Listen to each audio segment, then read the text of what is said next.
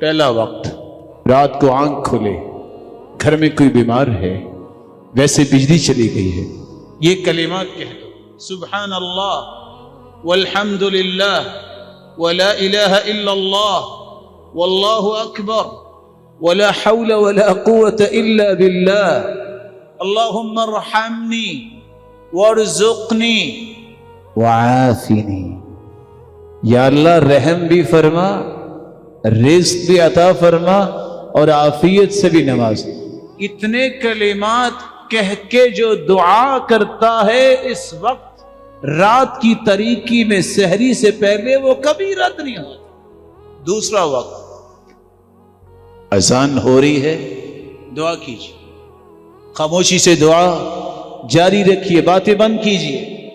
سنتان ما تردان، دو دعائیں کبھی رد نہیں ہوتی، عند النداء وتحت المطر۔ عند المطر، جب اذان ہو رہی ہو، جب بارش ہو رہی ہو، اللہ اس دعا کو رد نہیں کرتے۔ خاموش ہو جائیے، اذان اللہ اکبر ہو، چپ ہو جائیے، دعا کرنا شروع کریں۔ ضرورت ہے آپ کو نہیں، اپنے رشتہ داروں کے لیے دعا کیجیے، مسلمانوں کے لیے دعا کیجیے۔ تیسرا وقت الدعاء بین الاذان والاقامت لا ترد۔ اذان ہو گئی ہے، جماعت کھڑی ہونے میں 10 سے 12 سے 15 منٹ باقی ہیں، کہا اللہ کے رسول صلی اللہ علیہ وسلم نے اس وقت دعا جو کی جاتی ہے کبھی رد نہیں ہوتی۔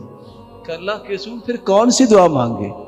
آپ نے فرمایا یہ دعا مانگو، اللہم انی اسألک العفو والعافیہ۔ اللہ معافیاں بھی دے دے اور جسم کو بھی ہر بیماری سے پاک کر۔ دعا کیجئے۔ چوتھا وقت جو میں آپ کی خدمت میں پیش کرنے جا رہا ہوں، آج جمعے کا دن ہے، صحیح مسلم کی روایت ہے، عصر سے لے کر شام تک کا وقت جو بھی دعا کرتا ہے بندہ مومن، اللہ اس کی دعا کو رد نہیں کرتا۔ اس لیے سلف صالحین کا یہ رویہ ہوتا تھا، وہ جمعے کے دن عصر کے بعد دروازہ بند کر لیتے، کسی کو آنے کی اجازت نہ دیتے، گھر والوں کو بٹھا کے دعا کرواتے اور کہتے کثرت سے درود جمعے کو پڑھنے کا حکم ہے، آج دعا کر۔